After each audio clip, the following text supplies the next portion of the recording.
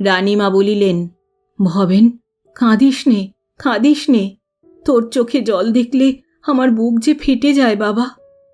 রাত দুপুরের পর থেকে আর ফিট হয়নি। তখন থেকে বৌমা ভালোই আছেন। ভয় কি? কোবরেজ বলে গেছেন আর কোনো ভয় নেই। কাল রাত্রে তুই কি খেলি না খেলি কিছুই আমি দেখতে পারিনি। যা, স্নান করে আয়, আমি তোর আহ্নিকের জোগাড় করে রাখি। আহ্নিক করে একটু জল মুখে দে। যাবি?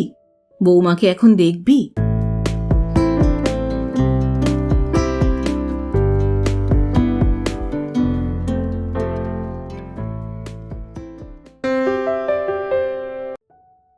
শুভেচ্ছা বন্ধুরা, এক রাশ শুভেচ্ছা আর ভালোবাসা। আমি অর্পিতা, আর আপনারা শুনছেন এক ব্যাগ গপ্প ইউটিউব চ্যানেল। বন্ধুরা, শুরুতেই একটা ছোট্ট অনুরোধ। এখনও যারা এক ব্যাগ গপ্প চ্যানেলটি সাবস্ক্রাইব করেননি তাঁদের উদ্দেশ্যে বলি, আজই চ্যানেলটি সাবস্ক্রাইব করে সঙ্গে থাকুন। উৎসাহ পাব এগিয়ে চলার। এক ব্যাগ গপ্প চ্যানেলে আপনি শুনতে পাবেন এমন কিছু ভালো লাগা গল্প, যে গল্পকে জড়িয়ে ধরে বাঁচা যায় আজীবন। বন্ধুরা, আমরা শুরু করেছিলাম শ্রদ্ধেয় লেখক প্রভাত কুমার মুখোপাধ্যায় রচিত রত্নদ্বীপ উপন্যাসটি। ইতিমধ্যে আপনারা প্রথম, দ্বিতীয়, তৃতীয়, চতুর্থ, পঞ্চম, ষষ্ঠ, সপ্তম এবং অষ্টম পর্ব নিশ্চয়ই শুনে ফেলেছেন। আজ পড়ব রত্নদ্বীপ উপন্যাসের নবম পর্ব। গল্প পাঠ করছি আমি অর্পিতা। শব্দ নির্মাণ করেছেন সাহিত্য সমাহার চ্যানেলের আকাশ।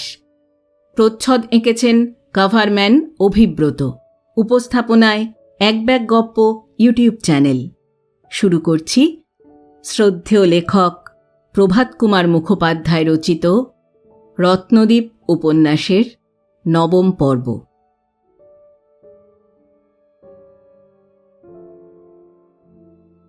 বউরানী মাঝে মাঝে কাতর দৃষ্টিতে রাখালের পানে চাহিতে লাগিলেন। নিজের বক্তব্য আরম্ভ করিবার জন্য রাখাল প্রাণপণে চেষ্টা করিতে লাগিল, কিন্তু একবারও কৃতকার্য হইল না। কণ্ঠ অবধি আসিয়া কথা বাঁধিয়া যায়, কিছুতেই বাহির হইতে চায় না। বউরানী কিয়ৎক্ষণ পরে বলিলেন, আমার একটা কথা রাখবে? রাখাল বলিল, কি বলো? বউরানী বলিলেন, তোমার শরীর ও মন দুই খারাপ হয়েছে। 16 বছর পশ্চিমে ছিলে, হঠাৎ এই বাংলাদেশে এসে এখানকার জল হাওয়া তোমার বোধহয় সহ্য হচ্ছে না। আর 16 বছর কাল একভাবে জীবন কাটিয়েছ, এখন সম্পূর্ণ অন্য রকম অবস্থার মধ্যে পড়েছ। মনও তোমার বিকল হয়ে গেছে। আমি বলি কি, চলো কিছুদিন তোমাতে আমাতে পশ্চিমে বেরিয়ে আসি। মাও অনেক দিন থেকে তীর্থে যাব করছেন। চলো আমরা দুজনে ওকে তীর্থ দর্শন করিয়ে নিয়ে আসি। মাস দেড়েক বেরিয়ে পুজোর আগে ফিরে আসা যাবে, কি বলো? উত্তরের জন্য বউরানী কিয়ৎক্ষণ নিষ্ফল অপেক্ষার পর আবার জিজ্ঞাসা করিলেন, কি, তুমি কিছু বলো? রাখালের যেন হঠাৎ চমক ভাঙিল, জিজ্ঞাসা করিল, হ্যাঁ? বউরানী বলিলেন, কি বলো, যাবে? তাহলে আমি মাকে বলি, সব উদ্যোগ করি। রাখাল বলিল, কোথা যাবার কথা বলছ? বউরানী বলিলেন, আমি এতক্ষণ যা বললাম শোনোনি? রাখাল লজ্জিত হইয়া বলিল, আমি একটা অন্য বিষয় ভাবছিলাম, তেমন মনোযোগ করিনি। কি বলছিলে বলো তো? বউরানী তাহার পূর্ব প্রস্তাবের পুনরাবৃত্তি করিলেন। শুনিয়া রাখাল বলিল, আচ্ছা, ভেবে দেখি। এতক্ষণে রাখাল হৃদয়ঙ্গম করিয়াছে। যাহা বলিবার আছে তাহা বউরানীর সাক্ষাতে বলার মতো শক্তি তাহার নাই। আজ রাত্রে বসিয়া একখানি চিঠিতে তাহাকে সকল কথা সে লিখিবে। কল্য সুযোগ মতো কোনো এক সময় সেখানি তাহার হস্তে দিবে। রাত্রে আহার আদির পর শয়নকক্ষে আসিয়া রাখাল বউরানীকে পত্র লিখিতে বসিল। 1 পৃষ্ঠা, 2 পৃষ্ঠা, 3 পৃষ্ঠা লেখে, লিখিয়া ছিঁড়িয়া ফেলে, আবার আরম্ভ করে। একবার কলম নামাইয়া ঊর্ধ্বমুখ হইয়া বসিয়া ভাবে, আবার লিখিতে থাকে। মাঝে মাঝে চেয়ারে হেলিয়া পড়িয়া হস্ত দ্বারা চক্ষু আবৃত করিয়া খানিক কাঁদিয়া লয়। চক্ষু মুছিয়া আবার লেখে। এইরূপ করিতে করিতে রাত্রি 1টা বাজিল, 2টা বাজিল, 3টাও বাজিয়া গেল। পত্র লেখা প্রায় শেষ হইয়াছে, আর পৃষ্ঠাখানেক হইলেই হয়। কিন্তু এখন রাখালের হাত কাঁপিতে লাগিল। সারা রাত বাতির কাছে বসিয়া থাকিয়া মাথা কেমন ঝিমঝিম করিয়া উঠিল। তাই সে ভাবিল, বাহিরে গিয়া ছাদের মুক্ত বায়ুতে একটু বেড়াই, তাহার পর পত্র শেষ করিয়া শয়ন করিব। এই ভাবিয়া টেবিল ছাড়িয়া রাখাল উঠিল। দ্বার খুলিয়া বাহিরে গিয়া ছাদে পদচারণা করিতে লাগিল। ভাদ্র মাস, তথাপি আকাশ আজ মেঘ শূন্য। চন্দ্র অস্তগত। সেই নির্মেঘ আকাশে লক্ষ লক্ষ তারা জ্বলিতেছে। চারিদিক নিস্তব্ধ। বনের ঝিল্লিরাও ঘুমাইয়া পড়িয়াছে। মৃদু মন্দ বাতাস বহিতেছে। কিছুক্ষণ পদচারণা করিতে করিতে হঠাৎ কি একটা কথা রাখালের মনে হইল। ছাদের মাঝে থমকিয়া সে দাঁড়াইল। কিছুক্ষণ ভাবিল, তাহার পর কক্ষমধ্যে ফিরিয়া আসিয়া পত্রখানির শেষ পৃষ্ঠা লিখিয়া আলোক নির্বাণ করিয়া শয়ন করিল। যতক্ষণ নিদ্রা না আসিল ততক্ষণ রাখাল পত্রের শেষাংশের কথাটি ভাবিতে লাগিল। মনে মনে বলিল, বৃথা আশা, বৃথা আশা, সেই যে পড়েছিলাম।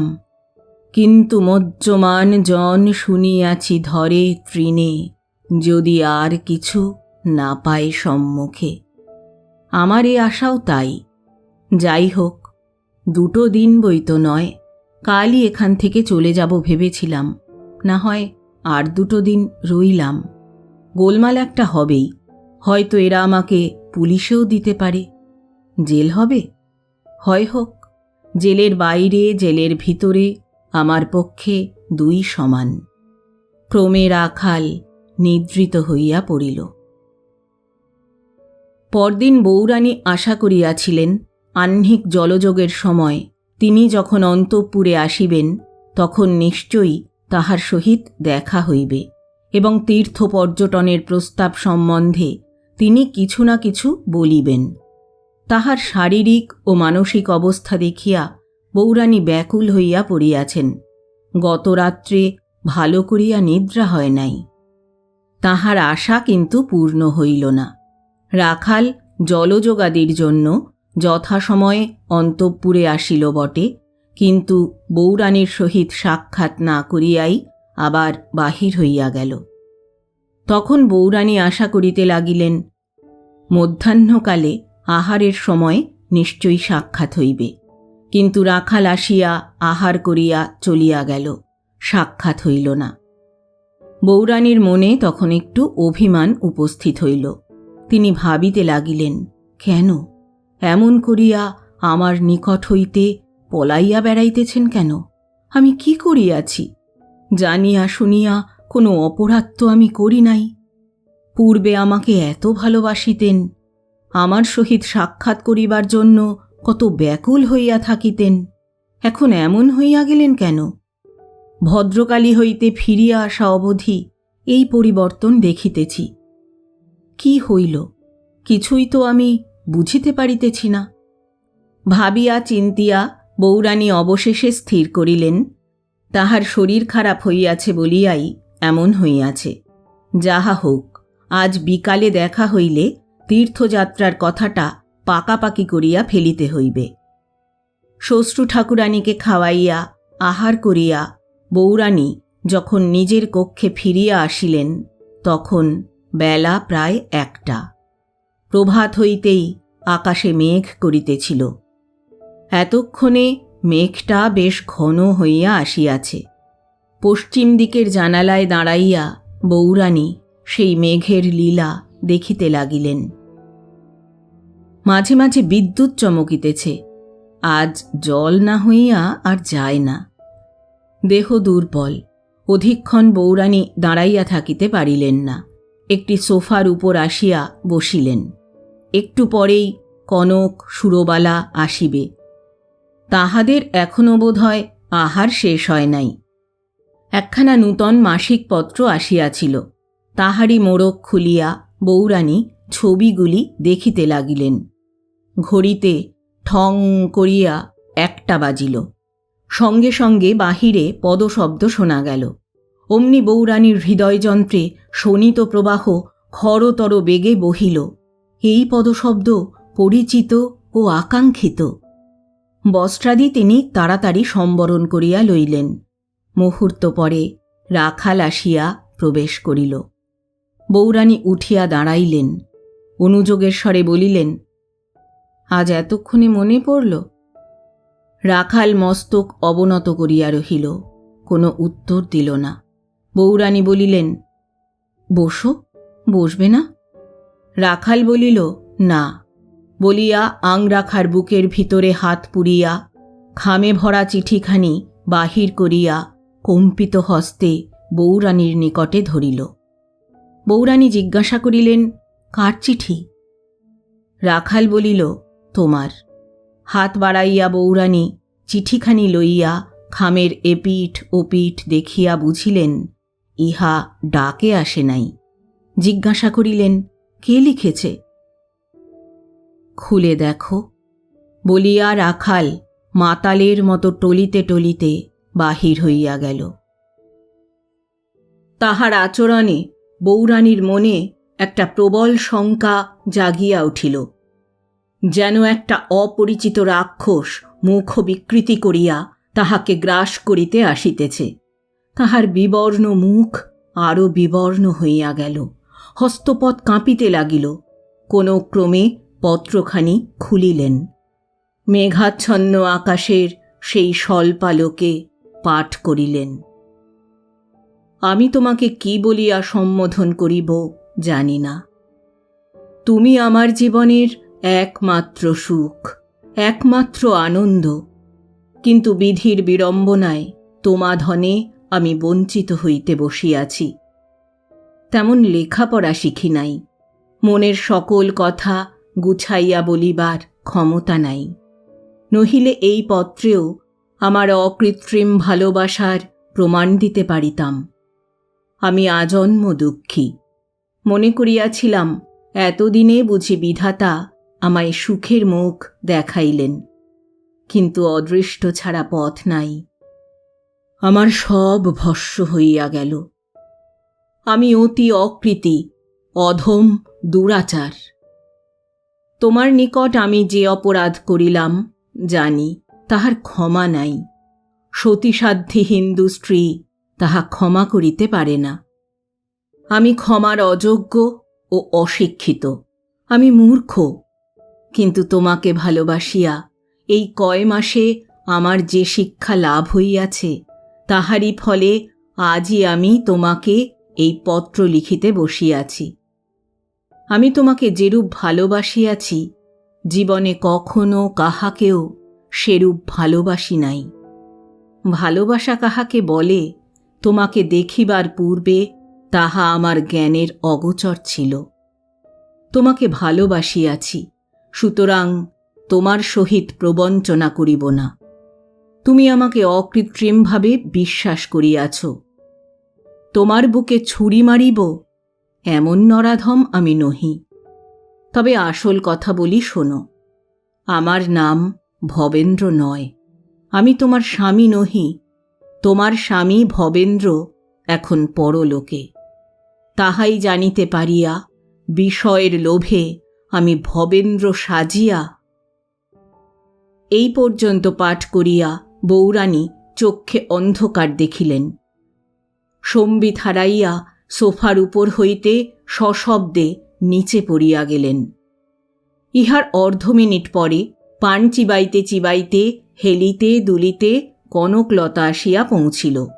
দ্বারে পদার্পণ মাত্র, হ্যাঁ, কি হল বলিয়া সে ছুটিয়া বউরানীর নিকট গেল। চিঠিখানি মেঝের উপর পড়িয়াছিল। সেখানি কুড়াইয়া লইয়া ক্ষিপ্র দৃষ্টিতে এখানে এক ছত্র ওখানে 2 ছত্র পাঠ করিয়া ব্যাপারটা মোটামুটি বুঝিতে পারিল। তাড়াতাড়ি চিঠি বস্ত্র মধ্যে লুকাইয়া ওগো কি হলো গো বলিয়া চিৎকার আরম্ভ করিয়া দিল। তখন বাড়ির মধ্যে একটা ছোটাছুটি পড়িয়া গেল। প্রথমে আসিল সুরবালা, তাহার পশ্চাৎ হাঁফাইতে হাঁফাইতে হাবার মা এবং আরও কয়েকজন আসিল। হাবার মা হাউ মাউ করিয়া বাড়ি মাথায় করিবার উপক্রম করিয়াছিল। কনক অনেক কষ্টে তাহাকে থামাইল। শেষে রানীমা আসিয়া পৌঁছিলেন। মুখে জল ছিটাইয়া পাখার বাতাস করিয়া অনেক কষ্টে বউরানীর চেতনা সম্পাদন করা হইল। তিনি চক্ষু খুলিলেন। ধরিয়া তাহাকে সোফায় বসানো হইল। রানীমা কাঁদিতে কাঁদিতে বলিলেন, কি হয়েছিল মা? হঠাৎ অমন মূর্ছা গেলে কেন? বউরানী কোনো কথা না বলিয়া হস্ত দ্বারা শুধু নিজের ললাট স্পর্শ করিলেন। কনক লক্ষ্য করিল বউরানীর চক্ষু পত্রখানির অন্বেষণ করিতেছে না, তাহার দৃষ্টি ঊর্ধ্বে। রানীমা বলিলেন, মা বিছানায় শোবে কি? বউরানী ইঙ্গিতে সম্মতি জানাইলেন। তখন কয়েকজন ধরাধরি করিয়া তাহাকে শয্যায় লইয়া গেল। বস্ত্রাদি পরিবর্তনের পর শুশ্রূষা চলিতে লাগিল। ব্যাপারটা কি সম্যক অবগত হইবার জন্য কনকের প্রাণ ছটফট করিতেছিল। জ্যাকেটের নিচে পত্রখানা যেন তপ্ত অঙ্গারের মতো তাহাকে দগ্ধ করিতে লাগিল। ধীরে ধীরে বউরানীর শয্যাকক্ষ পরিত্যাগ করিয়া কনক নিজের কক্ষে গিয়া উপস্থিত হইল। সাবধানে দ্বারটি রুদ্ধ করিয়া বাহিরের দিকের খোলা জানালার নিকট গিয়া সে দাঁড়াইল। তখন বৃষ্টি আরম্ভ হইয়াছে। জানালা দিয়া জলের ছাট আসিতে লাগিল। একটু পশ্চাতে সরিয়া বক্ষের ভিতর হইতে পত্রখানি বাহির করিয়া কনক পড়িতে আরম্ভ করিল।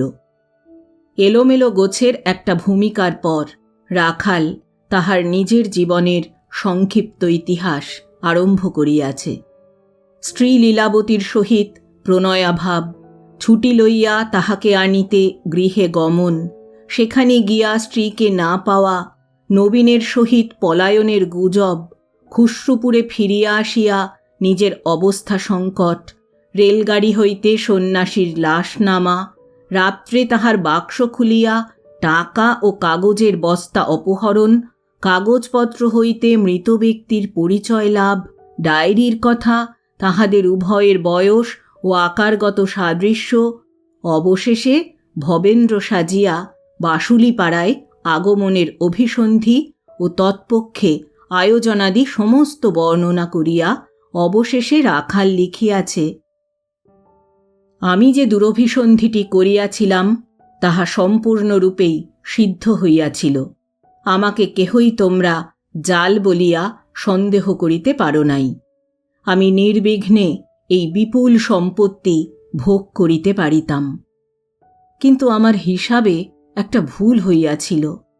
তখন জানিতাম না ভালোবাসা কি পদার্থ, জানিতাম না ভালোবাসিলে মানুষের মনের গতির কিরূপ পরিবর্তন হয়। এখন তাহা জানিয়াছি, সুতরাং আমার সকল আয়োজনই ব্যর্থ হইয়া গেল। তোমার পায়ে আমি যে অপরাধ করিয়াছি তাহার জন্য শত সহস্র ক্ষমা প্রার্থনা করিয়া আমি চির বিদায় গ্রহণ করিলাম। যতদিন বাঁচিয়া থাকিব ভগবানের নিকট প্রার্থনা করিব যেন তুমি ভালো থাকো, সুখে থাকো, ধর্মপথে থাকিয়া জীবন অতিবাহিত করিতে পারো। তোমার নিকট যেমন সকল কথা প্রকাশ করিয়া লিখিলাম, আমার উচিত ছিল পরম পূজনীয়া রানীমাতার নিকটও সমস্ত বলিয়া তাহার পায়ে ধরিয়া ক্ষমা প্রার্থনা করিয়া যাওয়া। কিন্তু একটা কথা ভাবিয়া তাহা হইতে বিরত হইলাম। কথাটা তাহা হইলে হয়তো বাটির সকলের নিকট প্রচার হইয়া যাইবে, ক্রমে গ্রামময়, দেশময়, রাষ্ট্র হইবে। তাহাতে লোকে তোমার কলঙ্ক ঘোষণা করিবে। তুমি যে কত পবিত্র তাহা লোকে বুঝিবে না। তোমার অনিষ্ট যাহা করিবার তাহা তো করিয়াছি, আর বেশি করিব না। আমার কথা তোমার মন হইতে মুছিয়া ফেলিও। আমার ন্যায় হতভাগ্য আর ধরাতলে নাই। ইতি শ্রী রাখাল দাস ভট্টাচার্য। পুনশ্চ একটা কথা মনে পড়িয়া গেল, তাই বিদায় লইয়াও আবার আসিলাম। সে কথা তোমাকে লিখিয়া আমার কৃত অপরাধ আরও গুরুতর করিতেছি কিনা জানি না। আমার এখন বুদ্ধি লোপ পাইয়াছে। কি লিখিতেছি তাহা জানি না। এই কয় মাসে আমার প্রতি তোমার মনের ভাব কিরূপ হইয়াছে জানি না। আমি যেমন তোমাকে জ্ঞান শূন্য হইয়া ভালোবাসিয়াছি, তুমিও যদি আমাকে সেইরূপ বাসিয়া থাকো, এবং যদি বিধবার পুনর্বার বিবাহকে পাপ ও অন্যায় বলিয়া মনে না করো, তবে এসো আমরা নূতন বিধান অনুসারে যথাশাস্ত্র বিবাহ বন্ধনে আবদ্ধ হই। তুমি যদি ইহাতে সম্মত হও, তবে আমি হাতে স্বর্গ পাইব, তাহা বলাই বাহুল্য। আর যদি এই বিষয়ে তোমার অমত হয়, তবে তাহা জানিতে পারিবা মাত্র আমি এখান হইতে চিরদিনের জন্য বিদায় গ্রহণ করিব। আমার সকল অপরাধ তুমি মার্জনা করো। ইহাই তোমার চরণে আমার শেষ ভিক্ষা। ইতি শ্রী রাখাল। বৃষ্টিটা এতক্ষণে বেশ চাপিয়া আসিয়াছে। আকাশ মাঝে মাঝে গর্জন করিতেছে। পত্রখানি পাঠ শেষ করিয়া কনকলতা কিয়ৎক্ষণ স্তম্ভিত হইয়া বাহিরের পানে চাহিয়া রহিল। তাহার পর সেখানি বাক্সের মধ্যে চাবি বন্ধ করিতে করিতে মনে মনে বলিল, ভাগ্যিস এখানি আমার হাতে পড়েছে, তাই রক্ষে। অন্য কারো হাতে পড়লে এতক্ষণে বাড়িময় ঢিঢি পড়ে যেত। রাখাল চলে যাক, লোকে মনে করুক সন্ন্যাসী হয়ে বেরিয়ে গেছে, ঘরে তার মন টিকল না। রাখাল ঠিকই বলেছে, জানা জানিতে না হলেই মঙ্গল। বাক্স বন্ধ করিয়া আবার কনক জানালার কাছে আসিয়া দাঁড়াইয়া বৃষ্টি দেখিতে লাগিল। অস্ফুট স্বরে বলিল, আশ্চর্য, আশ্চর্য! লোকটা মানুষ না দেবতা? পায়ের ধুলো নিতে ইচ্ছে করছে। এমন সময় দ্বারে ঘন ঘন করাঘাত করিয়া সুরবালা বলিল, কনক দিদি, কি করছো? শিগগির এসো, বউরানীর আবার ফিট হয়েছে। কনক তখন দ্বার খুলিয়া বউরানীর শয়নকক্ষের দিকে ছুটিল। রাখাল বৈঠকখানার বাড়িতে শয্যায় শয়ন করিয়া এপাশ ওপাশ করিতেছিল। কিয়ৎ দূরে টেবিলের উপর আলো জ্বলিতেছে। বউরানীর অবস্থা মোটেই ভালো নহে। রাত্রি 10টা অবধি সে তাহার সংবাদ পাইয়াছে। কবিরাজ ঘন ঘন অন্তঃপুরে যাতায়াত করিতেছেন। সে মনে মনে ভাবিতেছে, এ আমি কি করিলাম? ইন্দুর শরীর যেরূপ দুর্বল, তাহাতে এ অবস্থায় এই বিষম আঘাত সহ্য করিতে পারিবে না, ইহা আমি বুঝিলাম না কেন? ইহা বুঝিবার জন্য তো বিশেষ বুদ্ধিমত্তারও প্রয়োজন ছিল না। ছি ছি, আমি কি নির্বোধ, কি নির্বোধ! ইন্দু যদি না বাঁচে, তবে আমি তো তাহাকে হত্যা করিলাম। হত্যা বলিয়া হত্যা, একেবারেই জবাই, নিষ্ঠুরতার এক শেষ। স্ত্রী হত্যা করিব, ইহাও কি আমার অদৃষ্টে ছিল? ছি ছি, কি অদৃষ্ট লইয়াই পৃথিবীতে আসিয়াছিলাম। রাখালের চক্ষু দিয়া প্রবল অশ্রুপ্রবাহ ছুটিল। বালিশে মুখ গুঁজিয়া সে কাঁদিতে আরম্ভ করিল। কিয়ৎক্ষণ পরে কতকটা আত্মসংবরণ করিয়া সে ভাবিতে লাগিল, যাহা আমি আশা করিয়াছিলাম তাহা হইবার নহে, স্পষ্টই বুঝা যাইতেছে। যদি ইন্দুর বিবাহ করিবার মত হইত, তবে সে আমার পত্র পড়িয়া কখনোই এত দূর আঘাত পাইত না। নৈরাশ্যজনিত কতকটা দুঃখ সে পাইত বটে, সন্দেহ নাই, কিন্তু আশার সূচনাও তাহার মধ্যে একটু থাকিত, কিন্তু তাহা হয় নাই। আর কেমন করিয়াই বা হইবে, এখানেও আমার হিসাবে ভুল। আজন্ম হিন্দু সংস্কারের অধীন হিন্দু গৃহে প্রতিপালিতা, সে কেমন করিয়া অন্য পতি গ্রহণের কথা মনে স্থান দিবে? কত শতাব্দী ধরিয়া যে দেশে কুল ও রমণীগণ বিধবার অন্য পতি গ্রহণকে মহাপাপ বলিয়া মনে ধারণা করিয়া আসিয়াছেন, তাহাদের বংশে জন্মিয়া হঠাৎ কোনো রমণী কি বংশ পরম্পরাগত বদ্ধমূল সেই সংস্কারকে উৎপাটিত করিতে পারেন? আমার তাহা আশা করাই বাতুলতা হইয়াছিল। আমি বাতুল নহি তো কি? না, বাতুল হইলে তো বাঁচিয়া যাইতাম, এই দুঃসহ মর্মযাতনার হস্ত হইতে নিষ্কৃতি পাইতাম। রাখাল শয্যায় উঠিয়া বসিয়া করতলে মস্তক রাখিয়া চক্ষু মুদিত করিয়া বলিতে লাগিল, আহা, যদি পাগল হইয়া যাইতাম, যদি পাগল হইতাম। কাছারির পেটা ঘড়িতে ঢং করিয়া 1টা বাজিলে রাখাল হঠাৎ চমকিয়া উঠিল। সে তখন শয্যা হইতে নামিয়া একটি জানালার কাছে গিয়া দাঁড়াইল। এখান হইতে অন্তঃপুরের প্রবেশদ্বার দেখিতে পাওয়া যায়। আকাশে মেঘ আছে, তাই জ্যোৎস্না ভালো করিয়া ফুটিতে পারিতেছে না। সেই সামান্য আলোকেও রাখাল যেন অনুভব করিল দাস দাসীগণ মাঝে মাঝে সে দ্বার পথে যাতায়াত করিতেছে। শূন্য দৃষ্টিতে রাখাল দ্বারের পানে চাহিয়া কিয়ৎক্ষণ দাঁড়াইয়া রহিল। অবশেষে শ্রান্তি অনুভব করিয়া শয্যায় ফিরিয়া আসিল।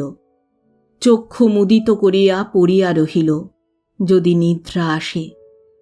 কিন্তু যে হতভাগ্য, নিদ্রা তাহার কাছে আসিবে কেন? কিছুক্ষণ এইরূপে পড়িয়া থাকিবার পর রাখাল চকিত হইয়া শুনিল তাহার বন্ধ দুয়ারে কে বাহির হইতে করাঘাত করিতেছে। বিদ্যুতের মতো সহসা এই চিন্তা তাহার মনে প্রবেশ করিল, বুঝি বউরানীর অন্তিম সময় উপস্থিত হইয়াছে, সেই সংবাদই কেহ দিতে আসিয়াছে। তৎক্ষণাৎ উঠিয়া বসিয়া জড়িত কণ্ঠে রাখাল বলিল, কে কে? কোনো উত্তর নাই। দ্বারে করতাড়না পূর্ববৎ চলিতে লাগিল। রাখাল তখন উঠিয়া কম্পিত করে দ্বার মোচন করিয়া সবিস্ময়ে দেখিল এক বিধবা বেশিনী রমণী মূর্তি। কম্পিত জড়িত কণ্ঠে জিজ্ঞাসা করিল, কে কে তুমি? রমণী নীরবে কক্ষমধ্যে প্রবেশ করিয়া ক্ষিপ্র হস্তে দ্বার বন্ধ করিল। পরে রাখালের দিকে ঘুরিয়া দাঁড়াইল। মাথার কাপড় পশ্চাতে একটু টানিয়া দিয়া একগোছা চুল কানের কাছে আসিয়া পড়িয়াছিল, তাহা সরাইয়া রাখালের পানে চাহিয়া রহিল। রাখাল দেখিল রমণী যুবতী, বয়সে অনুমান 20 বর্ষ। মুখখানি সৌন্দর্যের প্রভায় ঝলমল করিতেছে, কেবল চক্ষু দুইটি যেন একটু বিষ। রাখাল আবার জিজ্ঞাসা করিল, তুমি আপনি কে? রমণী বলিল, আমি কনকলতা। রাখাল কনকলতার নাম জানিত, দূর হইতে একবার তাহাকে না দেখিয়াছিল এমন নয়। বলিল, ও, তা কি খবর? বউরানী কেমন আছেন? কনক গম্ভীরভাবে বলিল, মোটেই ভালো নেই। রাখাল রুদ্ধশ্বাসে বলিল, ভালো নেই? তবে কি? বলিয়া আর তাহার কথা বাহির হইল না। সে ফ্যাল ফ্যাল করিয়া কনকের মুখের দিকে চাহিয়া রহিল। কনক পূর্ববৎ বলিল, কোব্রের জবাব দিয়েছে, রাত কাটে কিনা সন্দেহ। এই কথা শুনিয়া রাখাল পালঙ্কের প্রান্তে মাথায় হাত দিয়া বসিয়া পড়িল। কনক বাতিটা উজ্জ্বল করিয়া দিল। খড়খড় করিয়া চেয়ারখানা পালঙ্কের নিকট টানিয়া আলোকের দিকে মুখ করিয়া বসিল। প্রায় 1 মিনিট কাল নীরব থাকিয়া অতি মিষ্ট অতি কোমল স্বরে বলিল, সে আর এখন ভাবলে কি হবে বলুন? যার অদৃষ্টে যা লেখা আছে তাই তো হবে। সে কি কেউ খণ্ডাতে পারে? চোখের জল ফেলবেন না। ছি, আপনি তো জ্ঞানবান। রাখাল ধীরে ধীরে মাথাটি তুলিল, জিজ্ঞাসা করিল, বউরানী কি আমার কাছে আপনাকে পাঠিয়েছেন?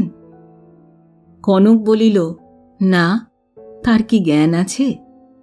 রাখাল বলিল, জ্ঞান নেই? কতক্ষণ থেকে অজ্ঞান আছেন? কনক বলিল, সেই আপনি যখন চিঠি দিয়ে বেরিয়ে এলেন তারপর থেকে 2-1 বার মাত্র খুব অল্প সময়ের জন্য জ্ঞান হয়েছিল, নইলে বরাবরই তো অজ্ঞান রয়েছেন। রাখাল ভাবিতে লাগিল, চিঠির কথা এ জানি দেখিতেছি, এতক্ষণ কি আর চাপা আছে? বাড়ির সবাই জানিয়াছে, সন্দেহ নাই। তা জানুক, কিন্তু কোনো গোলমাল এখনো উঠিল না কেন?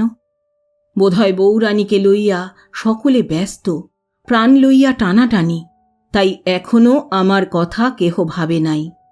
কিন্তু এ কনকলতা আসিয়াছে, কি অভিপ্রায়? রাখালকে চিন্তাকুল দেখিয়া কনক সান্ত্বনার স্বরে বলিল, আপনি বউরানীকে আজ যে চিঠিখানি দিয়ে এসেছিলেন, বুঝেছেন রাখালবাবু, সেই চিঠিখানি ভাগ্যিস প্রথমে আমার হাতে পড়েছিল। আমি সেখানিকে লুকিয়ে ফেলেছি। রাখাল আশ্চর্য হইয়া বলিল, আপনি চিঠি লুকিয়ে ফেলেছেন? কেন? কনক চেয়ারে একটু নড়িয়া চড়িয়া একবার রাখালের পানে একবার ভূমির দিকে চাহিয়া বিষণ্ণ স্বরে বলিল, সে চিঠি অন্য লোকের হাতে পড়লে এতক্ষণ কি রক্ষে থাকত? পুলিশে এতক্ষণ। রাখাল বলিল, থানা পুলিশ এলে কি হতো?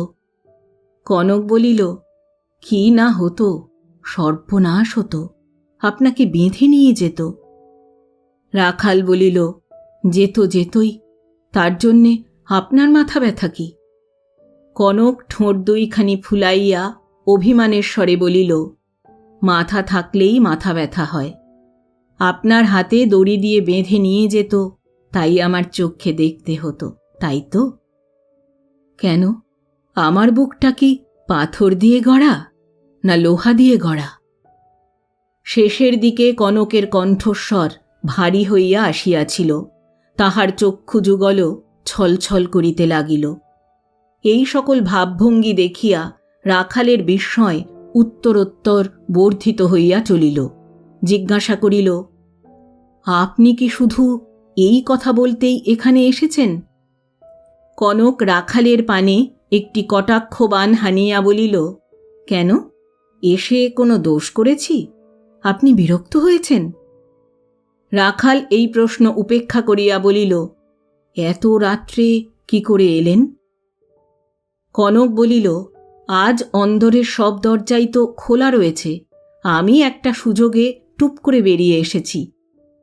রাখাল একটু বিরক্তির স্বরে বলিল, আপনার সাহস তো কম নয়। কনক মধু ছড়াইয়া বলিল, আমাকে বারবার আপনি আপনি বলে লজ্জা দিচ্ছেন কেন? আমি তো মান্যগণ্য কেউ নই, আমি আপনার দাসী মাত্র। শেষ কথাটির সঙ্গে সঙ্গে কনক দ্বিতীয়বার রাখালের প্রতি একটা বিলোল কটাক্ষ নিক্ষেপ করিল। তাহার পর মুখটি নত করিয়া বলিল, সাহস কি সাধে হয়েছে প্রাণের দায়ে? রাখাল বুঝিল কোনো গূঢ় অভিসন্ধি আছে। জিজ্ঞাসা করিল, তোমার প্রাণের আবার কি দায়? কনক কথা কহে না, তাহার মস্তক যেমন অবনত ছিল তেমনই রহিল। একটু অপেক্ষা করিয়া রাখাল আবার বলিল, তোমার উদ্দেশ্য কি? আর নয়নে রাখালের প্রতি চাহিয়া লজ্জাজড়িত স্বরে থামিয়া থামিয়া কনক বলিল, যদি দাসীকে চরণে স্থান দেন এই আশায় এসেছি, আর উদ্দেশ্য কি? বলিয়া একটা গভীর দীর্ঘ নিঃশ্বাস ফেলিল। কথাটা শুনিয়া রাখালের পিত্তশুদ্ধ জ্বলিয়া গেল। ঘৃণায় সে মুখ অন্যদিকে ফিরাইল। কয়েক মুহূর্ত পরে কনক কাতর কণ্ঠে বলিতে লাগিল, দেখুন, বউরানীর কপালে যা ছিল তা তো হলো, বোধহয় রাত পোয়াতে পোয়াতেই সব শেষ হয়ে যাবে। এত বিষয়, এই রাজার সম্পত্তি 12 ভূতে লুটে খাবে, সে কি ভালো? আপনি কেন ভোগ করুন না? আপনার তো রাখাল মুখ ফিরাইয়া বলিল, আমার কি? কনক মাথার কাপড় একটু সম্মুখে টানিয়া বিনয়ে অবনত হইয়া বলিল, আপনার তো বিধবা বিবাহ করতে কোনো আপত্তি নেই। রাখাল বিদ্রূপের স্বরে বলিল, তোমাকে নাকি? কনক বলিল, ক্ষতিই বা কি? আমিও তো ব্রাহ্মণের মেয়ে, আমার বাপেরা বেশ ভালো কুলিনী ছিলেন। রাখাল পূর্ববৎ বলিল, সেই কুল তুমি উজ্জ্বল করতে চাও? এই শ্লেষকে গ্রাহ্য না করিয়া কনক বলিল, আপনি যেমন ভবেন্দ্র সেজে আছেন সেই ভবেন্দ্রই থাকবেন, কে জানবে বলুন? আমরা দুজনে রাজার হালে থাকব। রাখাল মনে মনে বলিতে লাগিল, হে মানবী না পিশাচি! হুফ, কি অর্থলোভ! আমি যে কোনো কালে ইহাকে পত্নীভাবে ভালোবাসিতে পারিব, বউরানীকে লিখিত আমার চিঠি পড়ার পর সে আশা অবশ্য ইহার নাই। কেবলমাত্র বিষয়ের লোভে ধর্মে জলাঞ্জলি দিতে প্রস্তুত হইয়াছেন। হুফ, কি শয়তানি! রাখালকে নীরব দেখিয়া কনক কটাক্ষ হানিয়া বলিল, একটা উত্তর দিন, দাসীকে চরণে রাখবেন কি? দন্তে দন্তে চাপিয়া কঠোর স্বরে রাখাল বলিল, ইচ্ছে করছে তোমায় চিৎ করে ফেলে তোমার গলাতেই চরণ দুখানি রাখি। একটা স্ত্রী হত্যা আমি করেছি, লোভ হচ্ছে আরও একটা না হয় করি, যাহা 52 তাহাই 53। কনক উঠিয়া দাঁড়াইল। মুহূর্তের মধ্যে অভিনেত্রীর ভাব ভঙ্গি সমস্তই পরিবর্তিত হইয়া গেল। কমনীয় কণ্ঠে বলিল, রাখালবাবু, আমারও যে সে লোভ হচ্ছে না তা নয়। যদি তা করেন, ওই পা দুখানি যদি আমার গলায় চেপে আমার এই ব্যর্থ কলঙ্কিত জীবন শেষ করে দিতে পারেন, তাহলে বোধহয় আমি যে আমিও উদ্ধার হয়ে যাই। কিন্তু সেসব কাব্য, সে হবার নয়। দিন, আমি আপনার পায়ের ধুলো নেব। আমার প্রগল্ভতা ক্ষমা করবেন। বলিয়া কনক ক্ষিপ্র করে রাখালের পদযুগল স্পর্শ করিল। কনকের এই আচরণ দেখিয়া রাখাল অবাক হইয়া গিয়াছিল। তাহাকে বিস্ময়ের অবসর না দিয়া কনক বলিতে লাগিল, আপনার সেই চিঠি পড়ে অবধি আপনার পায়ের ধুলো নেবার জন্য আমি ছটফট করছিলাম। মানুষ যে এমন সাচ্চা, এমন ত্যাগী হতে পারে তা আমার ধারণাই ছিল না। আমি আপনাকে প্রেম জানাতে আসিনি রাখালবাবু, ভক্তি জানাতেই এসেছিলাম। কিন্তু অঙ্গার শত ধৌতে ন, তার ময়লা যাবে কোথায় বলুন? ওরই মধ্যে দুষ্টামি বুদ্ধিও এলো। ভাবলাম একটুখানি অভিনয় করে নি। হ্যাঁ, বলতে ভুলে গেছি, আমি নিষ্ঠাবতী হিন্দু বিধবা টিধবা কিছুই নই। আমি একজন অভিনেত্রী। মুখে রং মেখে কলকাতার পেশাদারি থিয়েটারের স্টেজে দাঁড়িয়ে প্রেম করে আর প্রেমের গান গেয়ে গেয়ে আমার মুখে রক্ত উঠে গেছে রাখালবাবু। আমার প্রকৃত পরিচয় এখানে কেউ জানে না, আজ আপনি জানলেন। আপনিই যেমন সেজে এসেছেন, আমিও তাই। রাখাল বলিল, আপনি সেজে এসেছেন কেন? কনক বলিল, আমার অদৃষ্টের দোষ। সে অনেক কথা রাখালবাবু, অবসর পাই তো অন্য কোনো সময় বলবো। আর অদৃষ্টের দোষই বা কেন বলি, বরং গুণই বলা উচিত। আপনার মতো লোক যে পৃথিবীতে আছে, এখানে না এলে তো জানতে পারতাম না। আমি এখানে আর বেশি দিন থাকব না, কিন্তু যে কদিন আছি আপনার কোনো উপকার যদি করতে পারি আমি করব। এখন আসি তবে। প্রণাম। রাখাল কৃতজ্ঞতাপূর্ণ দৃষ্টিতে কনকের পানে চাহিল। বলিল, একটু বসুন, বউরানীর কথা আপনাকে জিজ্ঞাসা করি। কনকলতা আবার উপবেশন করিল। রাখাল বলিল, চিঠিখানি আপনার হাতে কি করে পড়ল? যে অবস্থায় চিঠি কনকের হস্তগত হইয়াছিল তাহা সে বর্ণনা করিল। রাখাল বলিল, তারপর 2-1 বার যে বউরানীর জ্ঞান হয়েছিল, তখন আপনি কাছে ছিলেন? কনক বলিল, ছিলাম। রাখাল বলিল, তিনি কি বললেন তখন? কনক বলিল, বিশেষ কিছুই বলেননি। রাখাল সংকোচের সহিত জিজ্ঞাসা করিল, আমার উপর খুব বিরক্ত হয়েছেন বলে বোধ হয়?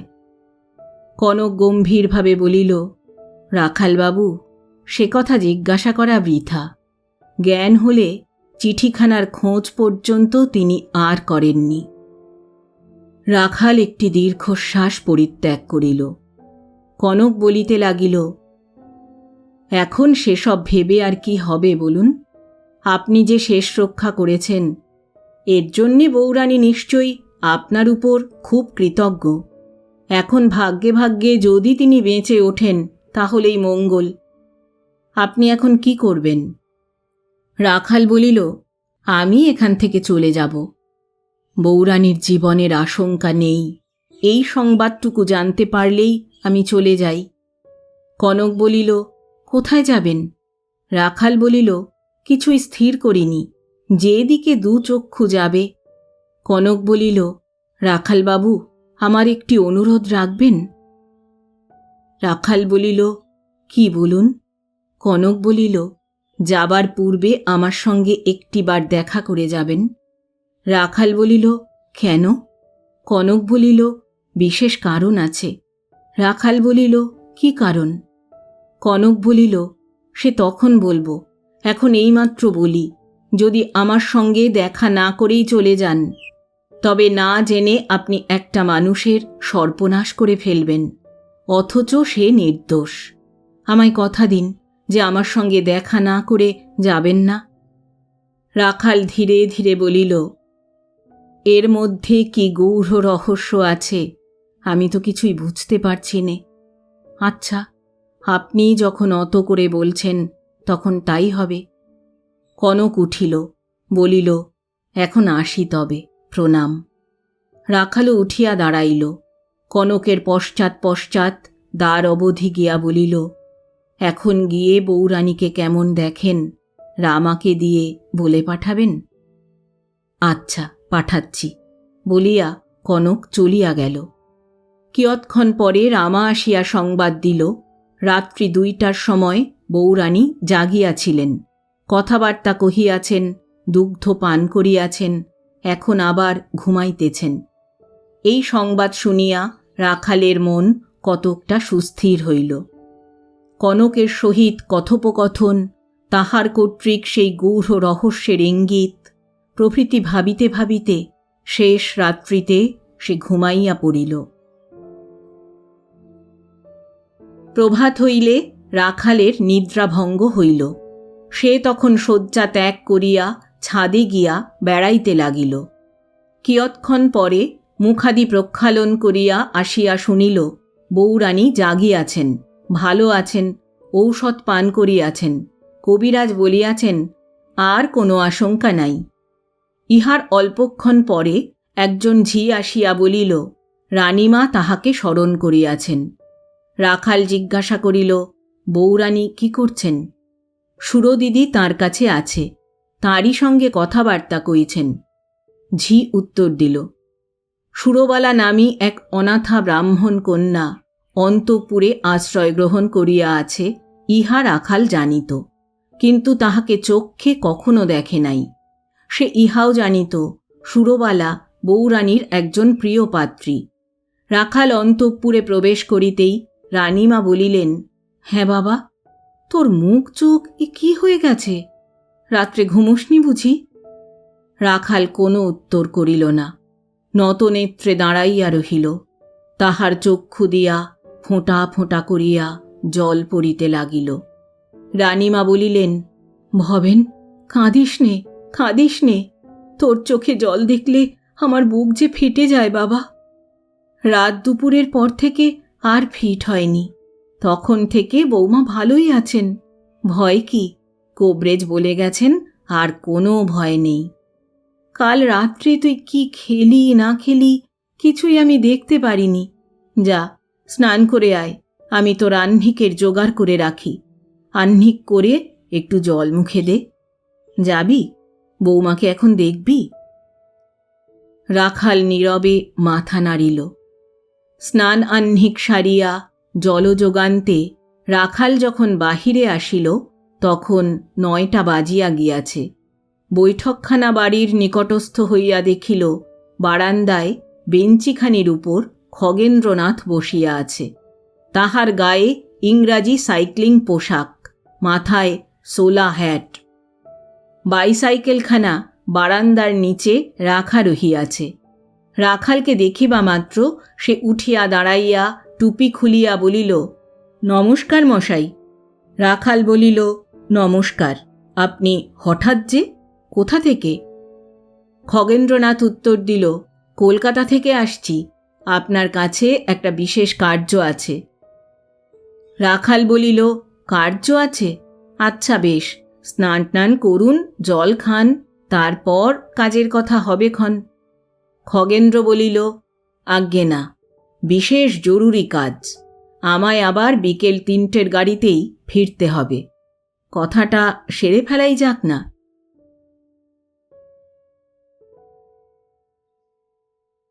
এতক্ষণ শুনলেন শ্রদ্ধেয় লেখক প্রভাত কুমার মুখোপাধ্যায় রচিত রত্নদ্বীপ উপন্যাসের 9ম পর্ব। গল্প পাঠ করলাম আমি, অর্পিতা। শব্দ নির্মাণ করেছেন সাহিত্য সমাহার চ্যানেলের আকাশ। প্রচ্ছদ এঁকেছেন কভারম্যান অভিব্রত। উপস্থাপনায় এক ব্যাগ গপ্প ইউটিউব চ্যানেল। বন্ধুরা, আবার আসব রত্নদ্বীপ উপন্যাসের পরবর্তী এবং অন্তিম পর্ব নিয়ে। আজ তাহলে বিদায় নিচ্ছি। সবাই ভালো থাকবেন, সুস্থ থাকবেন।